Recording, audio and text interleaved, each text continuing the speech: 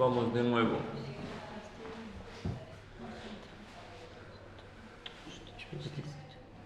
Păi am început. Acum am început. Da. Da.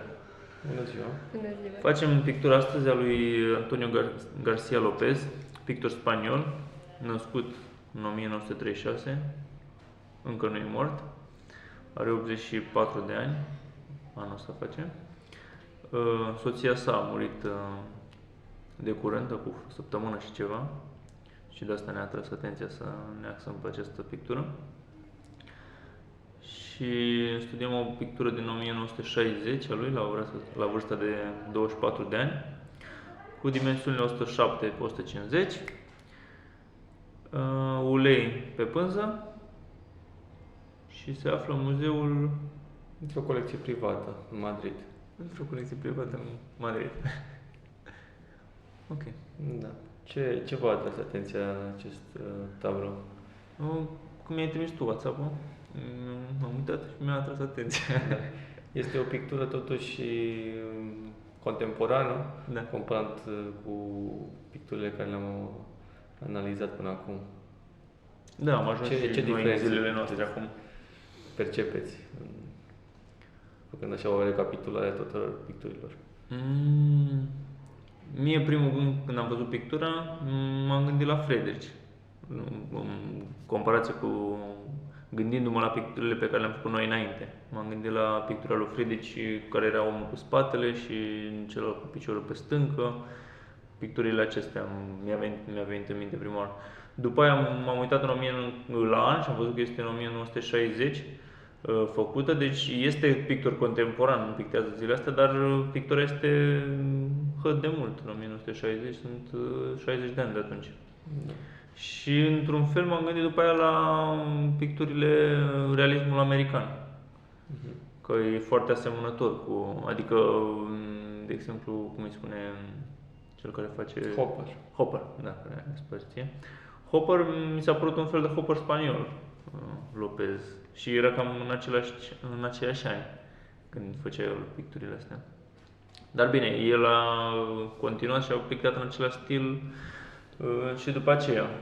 Cam are o constantă în stilul său, adică m-am uitat la mai multe picturi și văd așa o chestie constantă, spune o poveste parcă în fiecare tablou, așa mi se pare mie, așa îmi dă impresia, și are un fel de mister în pictură. Este un pictor nu foarte cunoscut, poate acum că cei contemporani nu prea sunt cunoscuți de obicei, dar pe plan mondial și printre cei care sunt în lumea artei e foarte apreciat și foarte cunoscut. Bine, apreciat poate nu de toți, e normal, dar foarte cunoscut este și este cam cel mai bine vândut sau printre cei care vând cel mai bine la ora actuală. Da, este un pictor foarte cotizat și lucrează și pentru comenzi. Acum câțiva ani a lucrat pentru a face portretul familiei reale, regale, din Spania. Regele cu fiicele lui, cu soția. Și nu este doar pictor, este și sculptor.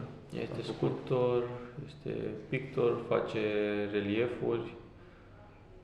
Da, este multifacetic. Facetic. Ok, Melania, introduce-ne și un pic pictură. Sau ai studiat Sau ce? despre viața lui? Vrei să ne explici un pic? Nu mult, dar Cam câte știi? doar am văzut că părinții lui era, nu mă amintesc cum se zice, agricultor și că avea 3 frați și sore și avea o soră care se numea Carmen. Și atunci mi-am gândit că pentru că tablou se numește Mica Carmen jucându-se și atunci... Am prezentat tabloul, dar am uitat să spun titlul ăsta. Da. Și atunci cred că asta este casa părinții lui, că fetița asta este sora lui și că se vede 2 persoane între copac, nu știu cum se zice, și cred că sunt părinți. Și este un bărbat, nu? Nu știu, nu. Eu văd o femeie între șemineu și acoperiș. Da, dar nu, eu vorbesc de, de partea stângă de șomineu, unde este copaci. Sunt două persoane care sunt în fața una în pădure, de celălaltă. cred. Da, Se în poate, pădure. Și eu cred că sunt părinții lui care muncește și al început bărbatul care este, pentru eu văd un bărbat acolo, în partea stângă, pe dreapta și credeam că, mi-am gândit că era posibil că era lui care se a reprezentat el uitându-se peisajele. Dar nu cred. Cred că este unul din frații Da. și că pictura asta reprezintă viața lui, familia lui, unde locuiește și cred că le-a făcut pe terasa pentru a se vede toate, oraș, casa și se vede părinți care muncește și mica fetița care juca. Da. Este făcut în anul 1960, cum am spus, și el este născut în 36. Avea 24 de ani. Era momentul când începea deja să devină faimos, pentru că a devenit de mic. A plecat la 13 ani la Madrid ca să studieze, l-au ajutat părinții. A avut un unchi care iar era pictor și l-a influențat foarte tare. Și din 1960 a început să devină destul de faimos în Madrid, a început să aibă expoziții, după aceea s-a căsătorit cu Maria Moreno, care și ea a fost pictor. Și apoi au format împreună cu ea și cu încă câțiva pictori un grupul realist, se numește, din Madrid, care este încă destul de faimos. Da, și asta e o pictură de început a lui. Nu mai am o continuare. Da, prima lui etapă era foarte impresionat sigur avea ca influență și era inspirat de Muzeul Prado din Madrid, de picturile de lui Velázquez, pictura renascentistă, dar pe de altă parte avea și un alt loc care le inspiră foarte mult, și anume un loc unde se colecționau modele de sculpturi grecești. Acolo în Madrid este un loc unde din gips se fac copii acestor picturi grecești, sculpturi grecești clasice. Și el era foarte entuziasmat să se ducă acolo să facă schițe după aceste sculpturi.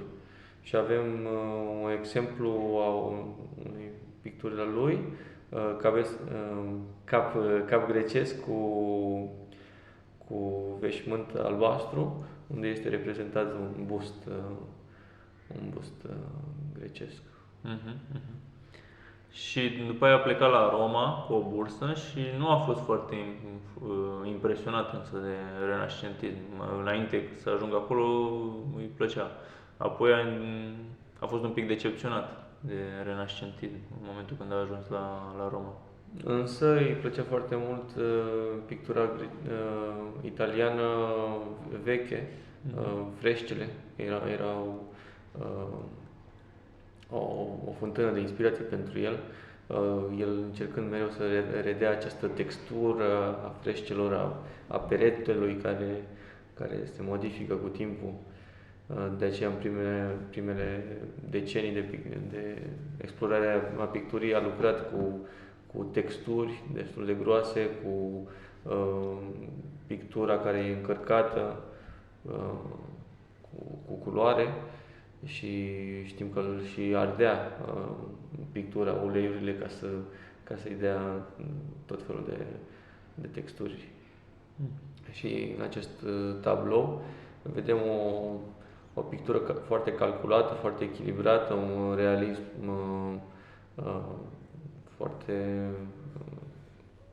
foarte bine analizat. Da, l-am avut pe Puzan, l-am avut pe Ingres și mi se pare o continuare a compoziției. După e cam în același stil, după mine, așa. Mi se pare că fiecare obiect este așezat la locul lui și nu se poate niciun centimetru într-o parte sau în alta, acolo trebuie să fie ca să dea. Da, e foarte bine Adică analizat. toate elementele din ecuație sunt acolo la locul lor ca să dea ecuația totală, rezultatul exact. Da, nu s-a pus într-un loc și a zis Da, ok, hai să pictez de pictez. aici. Da, Da, exact. da. Mhm. Și îmi place compoziția. Nu este tipul meu de artă ca să apreciez Da, compoziția neapărat. vedem o rupere, în primul rând, cu stilul clasic, care l-am studiat până acum. Avem o figură care e protagonistul, dar nu e ca în tabloul lui Friedrich, este marginalizat. Are colțul ei, această fetiță, care este explicată doar din câteva pete. Pete gri și un pic albăstrui. Și am vorbit înainte despre peisaj, cum a evoluat peisajul într-un fel. Și tu ai spus că era la început peisajul, când a fost epoca lui Friedrich, era peisajul și omul era cum ar veni contra naturii, era această luptă. Aici este îmbinat într-un fel. Da, integrat. Integrat, da. Și vedem și un proces Cum era al la figurii umane. Copii. Vedem femeia, figura feminină, copilul, mica Carmen, și o altă figură, poate este soția pictorului, poate este o altă figură, o altă soră Eu văd un bărbat. în îndepărtare. Eu văd un bărbat. Da, și eu văd. Ok, eu văd o figură feminină. Și mi se pare ca o evoluție, separat prin această orizontală, jos, această lume onirică, această lume a jocului, a copilului, care este total absorbită de ea, fiind aplecată spre activitatea ce o consideră atât de importantă, atât de prețioasă, este concentrat acolo, iar cealaltă figură admiră într-un mod mai amplu spațiul, grădina, care după aia duce spre localitatea Tomelloso, care era locul natal al pictorului. Și e interesant că jumătatea tabloului este exact limita dintre peretele terasei. Da, exact. Un alt element foarte tipic care ne vorbește despre viața manchegă, viața din Spania, din centrul Spaniei, care are un peisaj caracteristic, aproape deșertic, și ni se redă acest lucru și prin culorile arămii roșiatice. Vedem totul combinat prin acest filtru de pământ. Vedem verdele din grădină, foarte subtil, care resaltă, și terasa care este făcută din această faianță de pământ. O să super el Melania pe noi că nu lăsăm să vorbească. Nu, dar nu, e adevărat, vreau să zic ceva. Și avem și aceste puncte de culori albastru, care ne dă un punct atât de contemporan. Avem paharul de un albastru ultramarin foarte potent, dar utiliză cu o proporție atât de minimă, încât ne este perfect echilibrat și ne aduce înapoi la veșmântul un pic albăstrui al copilului. Ce vrei să spui? Că mi-am întrebat dacă ai întrebat pe familia lui să stea aici pentru pictură sau dacă le-a făcut așa și era așa. Pentru că... Vrei să spui, a făcut așa și era așa?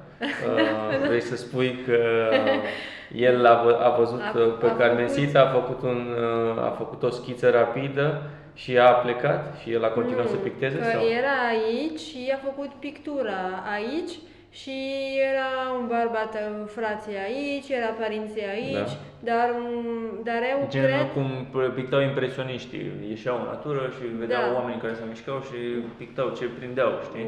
Sau în momentul ăla i-a așezat, stai acolo jumătate de oră nemișcat și să-ți fac schița perfect. Asta cred mai asta, pentru că e toate bine gândit, Și pentru că toată lumea se vede din spate și atunci cred că asta este și pentru, cum se zice, intimitate, dar și pentru Narrativa. că pentru mine este un gaura în terasa care mi se pare foarte mare, dar me gândește ca un tunel. Da. Și ved că este în primul când suntem mici, copilării, și ne ducem la tunel și se termină în fum. În fum se zice așa? Fum? Și se termina ca, nu? Fume? Da. Și se termina în copilărie, se termina în fum. Când începem să fim adulți, nu mai suntem copii și ved așa ca, cum se zice, viața de copii până la adult, ved așa. Da. Și pe mine mă atrage foarte mult acest element compozitiv. Păi cred că este eu sunt de acord, așa este. Antonio Lopez așează personajele lui și vedem în general că au un fel de rigiditate în compozițiile lui. Toate persoanele nu sunt redate într-o mișcare. Da, sunt forțate așezate acolo, parcă. Sunt ca niște sculpturi așezate acolo. Da, așezate și calculate foarte bine în compoziție.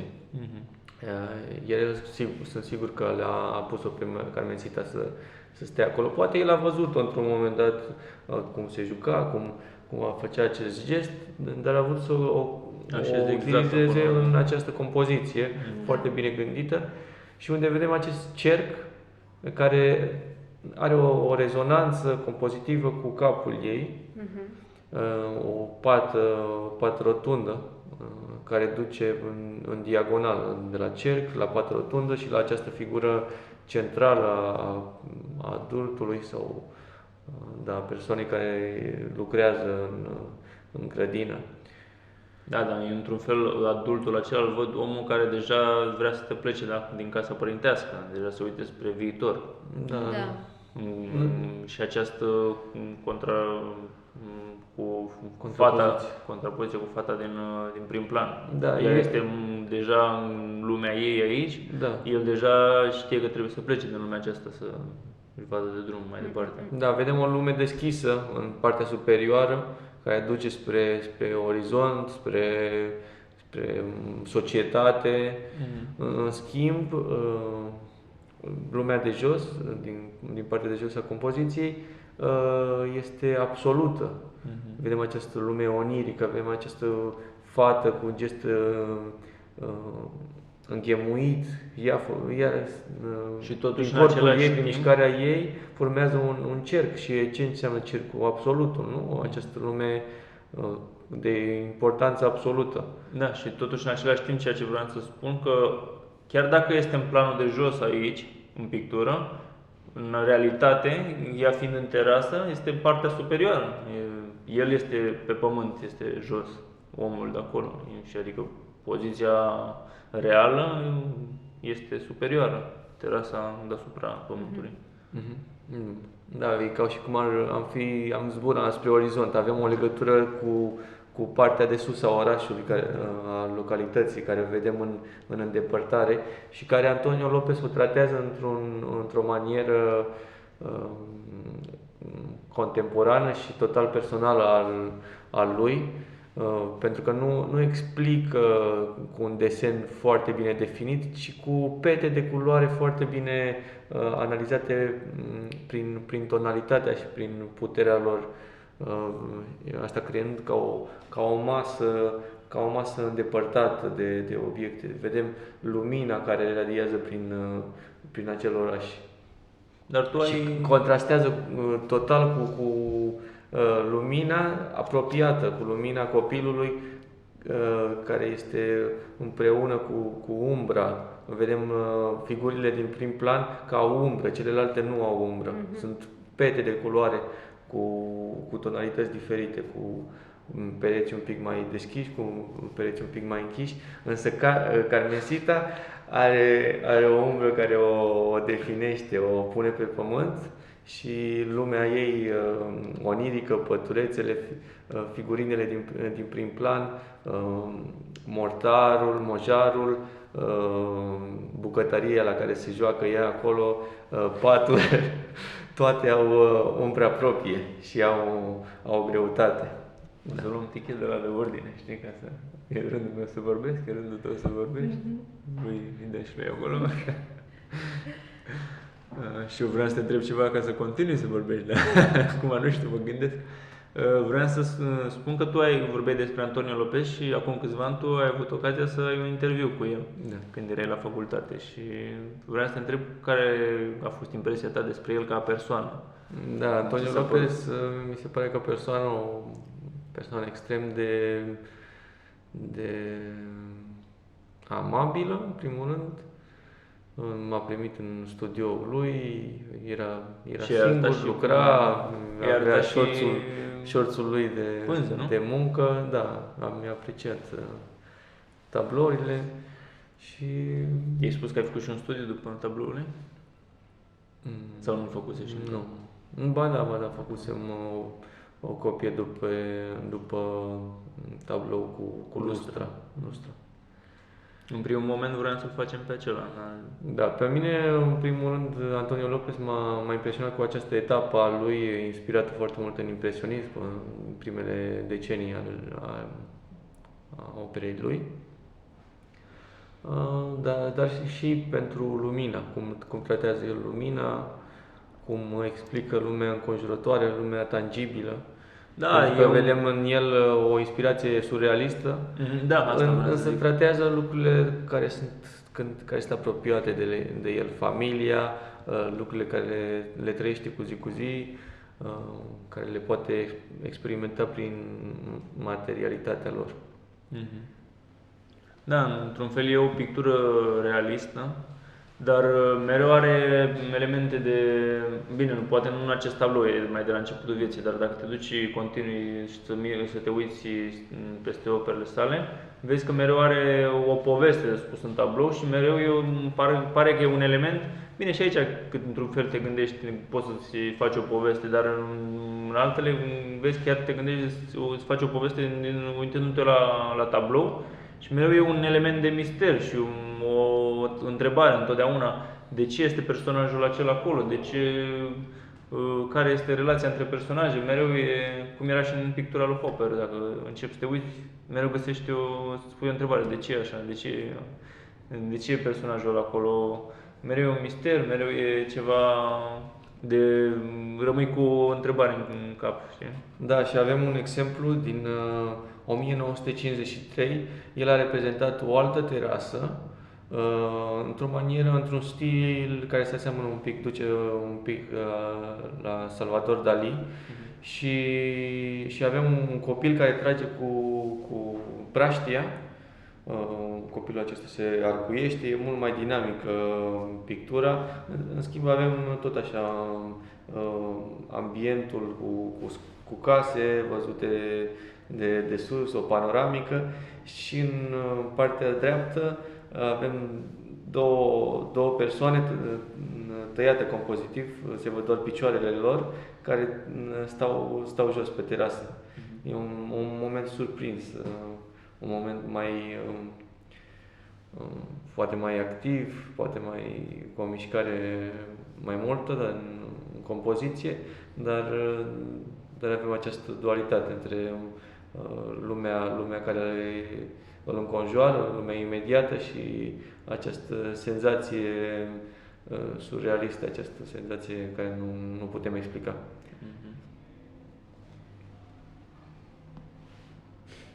Vrei să mai tragi un cuvânt de ordine? Nu, eu vreau să întreb dacă știți ce este. Sunt două lucruri, un drept, unde este șeminee și unde este, nu știu cum se zice, techo. Acoperiș. Antenele acelea, chestiile alea pe care sunt pe casă. Și mă întreb ce este asta, dacă, nu știu, Eu cred, spune. Eu cred că sunt, nu știu dacă ai văzut în România, casele au ceva, era un obiect de ornament, presupun eu. da? Da. Dar în șumine. Da, Ce se faci? pun de obicei sus pe casă, nu se pun... Nu, ăla din dreapta, de la acoperișul din dreapta, cel negru, Mhm. cred că e un simbol sau ceva. Da, un fel de cruce, poate să fie Da. ceva așa, un simbol. Da. Mai ales că în partea manchegă și seviliană, Andalusia, persoanele sunt mai creștine sau își arată, Credincios. da, creștinătatea. Iar celălalt șemineu mare care se vede în oraș este probabil o fabrică. Nu spune de cel cu, vezi cel alb, Șumine unde este din casă. o chestie așa, știi, ieșind. Mhm. Eu cred că ți-ar putea să fie tot așa ceva, un obiect de... Un element sau un element pentru vânt. Nu. Sau doar că le-a pus acolo ca să-ți pui iar întrebarea de ce sunt Da. alea acolo, știi? Poate. O face de obicei. Da. Nu știu sigur. Da, și vreau să mai spun despre stilul lui, mi se pare așa singuratic, mai ales la începutul carierei, când majoritatea mergeau pe artă abstractă, acum se îmbină un pic, se înglobează în stilul actual, poate. Dar la începutul carierei, prin 1960, prin anii 1970, atunci, erau la modă abstractismul și arta conceptuală. Nu prea era la modă. Bine, era realismul din America, dar și ăsta e diferit de... Mi se pare că el merge pe o linie așa singuratică, gen cum era Bocklin, cum erau alți pictori pe care am mai făcut, Klimt, să zicem, nu știu. Se rupe un pic față de... El are o mare fidelitate pentru figurativ, pentru arta figurativă, pentru a reda trăsăturile umane, pentru a înțelege realitatea, pentru a înțelege lumina. Este un pictor care readuce această artă, care mereu are un fel de urcuși și coborâși în istoria artei. Vedem la egipteni, și ei au acest val de hieroglife care sunt mult mai conceptuale, unde desenul este simbolic mai mult, dar avem și sculpturi în arta egipteană unde vedem pe acest scriitor care are niște proporții perfect umane și ne descrie forma. Acest scriitor care? Scriitor este o faimoasă sculptură a unui scriitor care ia notițe. Okay. Și ce poți să mai spui din interviu despre el ca persoană? Asta mă interesează mai mult. Despre ca persoană cum a fost, de exemplu? Ce ați o făcut? persoană, am întrebat mai... A băut un ceai, o cafea? Da. Ți-a explicat despre modul lui de pictură, cum pictează? Nu. Ce-i drept am cam uitat tot ce am vorbit. Dar mi-l amintesc ca o persoană foarte amabilă, foarte liniștită, care se gândea foarte adânc la tot ce zicea, avea sigur ideile lui clare, dar nu exagera niciodată cu nimic. Vorbea despre ce știa. Și mai pictează acum? Și mi-a vorbit... Da, pictează, e foarte activ. Da. Este în juriu la multe concursuri de pictură, el jurizează. E foarte activ, ține multe conferințe, interviuri, chiar dacă are face clase, formează parte din juratul a unui concurs din Barcelona de artă figurativă, dar are atelierul lui în Madrid, lucrează, cum am spus, la comenzi, a lucrat în... Dar casa lui nu era mare. Nu, acolo în atelier Dar era unde și locuiește? Sau? Nu era casa lui care o știm. unde s-a mutat cu Maria Moreno. Aia e o casă care a reprezentat-o în picturile lui de cele mai multe ori. A reprezentat grădina lui cu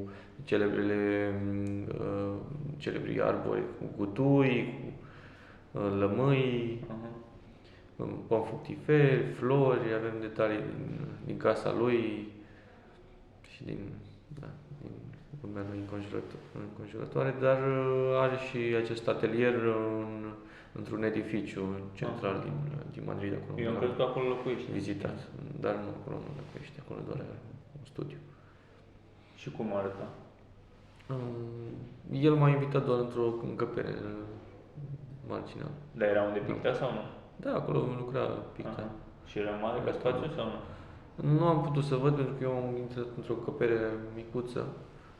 Deci 3 metri pe 3 metri, avea acolo avea multe poze, avea multe referințe.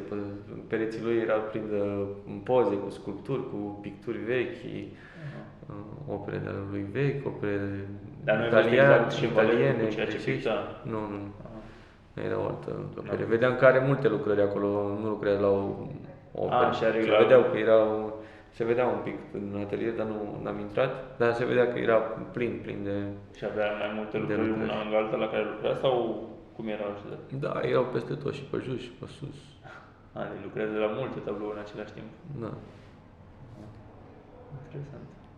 Știm că poate să lucreze și 10 ani la un tablou. Le lasă neterminate și nu are inspirație și le lasă și după dacă nu are inspirație, numai că el lucrează cu o anumită lumină. Și trebuie, de exemplu, să facă o scenă și să aibă la aceeași oră, se duce în locul respectiv și o pictează jumătate de oră maxim. Și îi place să lucreze afară, de obicei. Acolo unde este scena. La metrou, de exemplu, am văzut și s-a dus la metrou acolo, în subteran, cu șevaletul și picta acolo. Da. E stilul impresionist, de a merge cu șevaletul și de a picta afară, sau măcar a schița, de a lua ideile de acolo. Nu doar îți faci o poză și după aia gata.